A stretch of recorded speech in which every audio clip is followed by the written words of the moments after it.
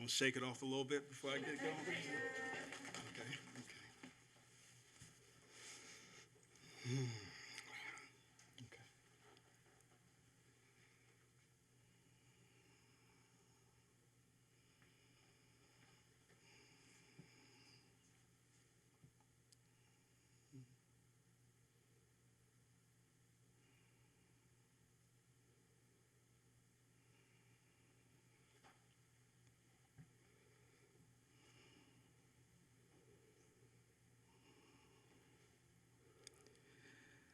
I have spent most of my life in one cave or another, going room to room, seat to seat, a cobbled together patchwork of whereabouts doing their best to be home. There, can you see me? Hibernating until the world felt like a place I could wake in. So many days, day after day in a 21st century dystopian days, using up the same air everyone else who's lived here has inspired and expired. Now that is sustaining life despite the pain of vulnerability. I could tell that I was prepared to share about my neurodivergent bedazzled bear because I sat down and began writing. Then I blinked my eyes a million times and was standing in front of 100 people ready. I was maybe 2,500 days old, about 7 years old when I intentionally started exploring different life forces. You know that chi, prana, energy, ashe thing they speak of, braiding all forms of the dream? I was looking for protection through the trauma of being. Have you ever felt a volcano erupt in one of those out-of-sight places? You know, a place like right between your heart and gut, like where your diaphragm connects to your spine and sternum? Do you know what it's like to be woken from a dream unwanted? Screaming because the heat has inflamed the last of the ancient spun cotton and dried cotton bristles that tore at the hands and wrists of our ancestors once again persecuted, once again enslaved? That is a tender knowing that sends chills up my spine when I am all alone, here, right here. Can you see me?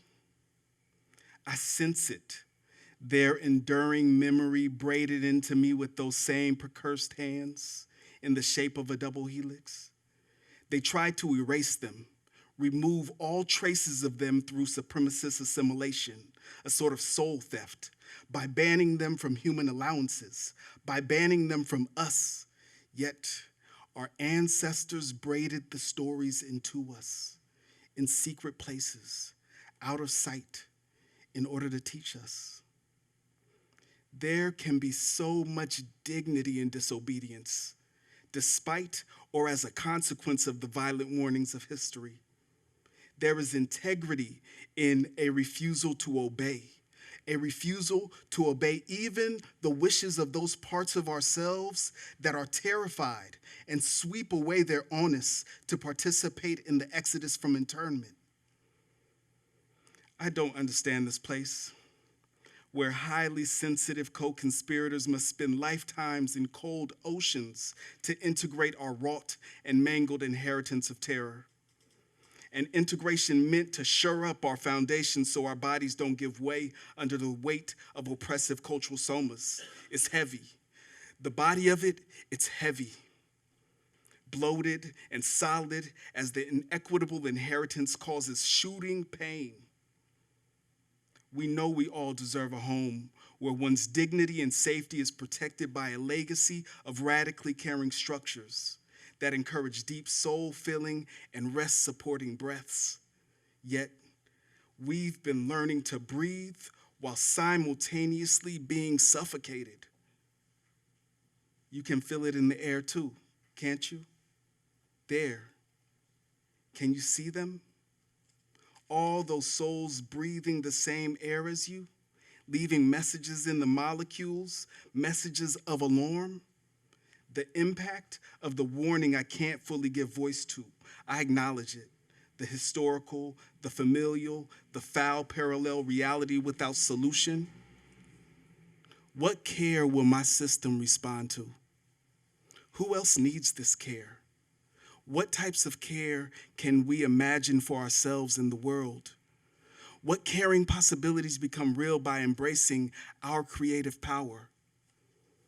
Thanks, ancestors, for keeping us safe enough to replant the power of beauty in our stories and bodies.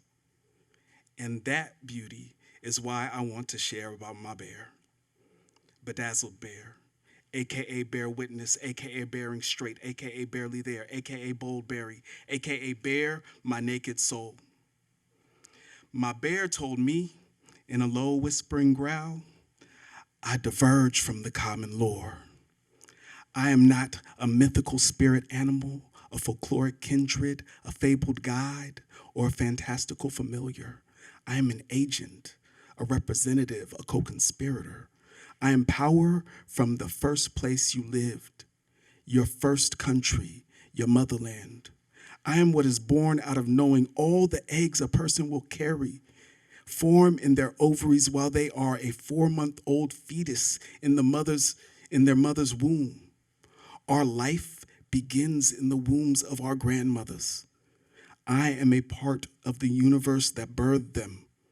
I am the embodied recognition of the apocalypse is always now, of we're all gonna die, and that we will navigate crisis after crisis, that many of us are entangled in some overwhelmed panic spasm that has the flavor of doom, and yet we live day by day. I first remember dreaming about my bear when I was like 8 years old, around 2,800 days sharing air. I remember feeling and hearing the slap, slap, slap of my bare feet hitting the ground as I ran. Each time I'd look back, it felt like the bear was gaining on me. Each twist and turn left me feeling weary and as though I'd soon be caught. Then I saw and felt the light up ahead, a companion there to save me. When I reached for the light, I began to climb into its embrace, barely escaping as the bear swiped at me.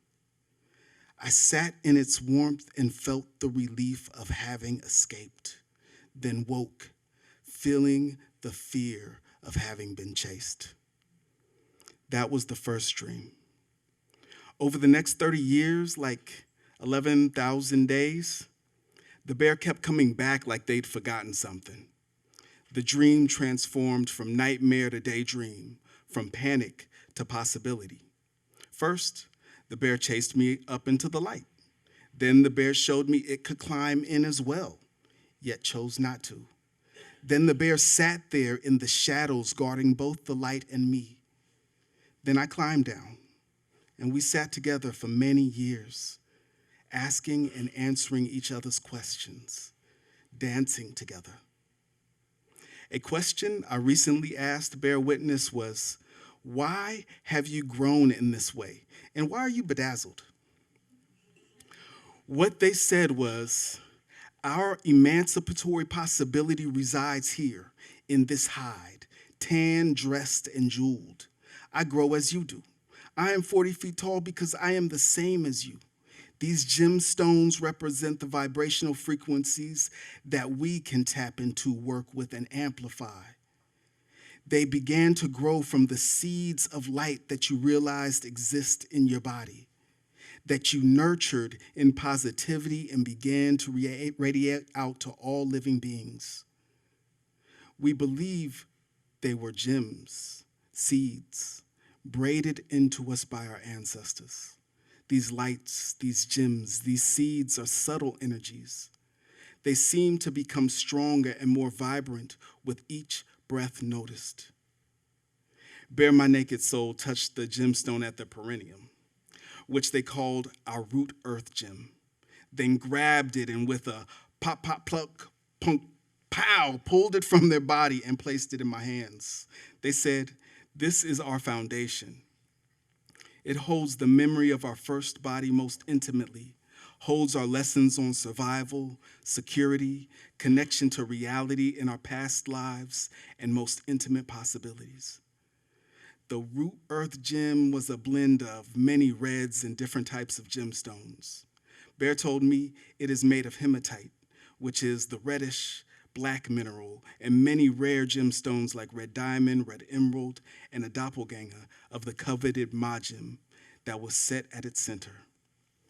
After holding it for a time, noticing its warmth, its smoothness and softness, I handed it back to Bear, who placed the stone back where it was.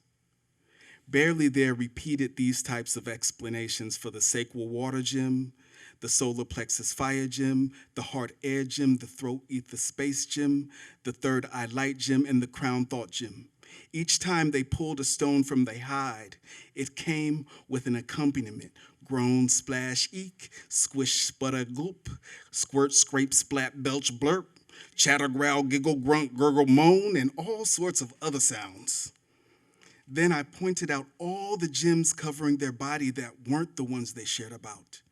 They said, our emotional landscape reveals itself in a mosaic, closely set, small parts of emotional material such as stoned anger, tiled shock, glass despair, shelled numbness, banded amethyst denial, rough black obsidian anxiety, rough orange calcite depression, leopard skin jasper guilt, gold tiger's eye relief, rose pink quartz hopefulness. They then placed their paws on my head and chest and said, this body, mind, and heart finds an uncomfortable comfort in hiding, yet so much of us is buried under zinc, copper, and selenium under the skin. I told Bear that I think their words are a magical act. I think their words are an easy antidote to some forms of freeze, an antidote to being in a body dealing with shook, dealing with the terror that comes with uncertainty. I felt it, the help, the assist when I was deep in a loop bound to trauma. Over our time together, Bear would also share about integrity, dignity, entitlement, gentleness, legacy, truth, love, and so much more. In regards to love and what our loved ones are entitled to, Bear said, they are entitled to their will imprinted by ancestors, pushed and pulled by cosmic lines, entitled to everything that love is for them, the choice and feeling of love, entitled to their own ideas and requirements about love, entitled to the type of love that is playful, edgy, and requires deep listening, if they want it. Bear pauses,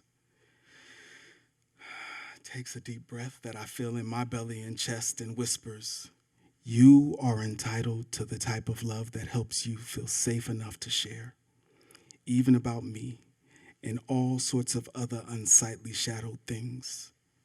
Here, your magic through imagination, bedazzled, bare, naked soul exposed.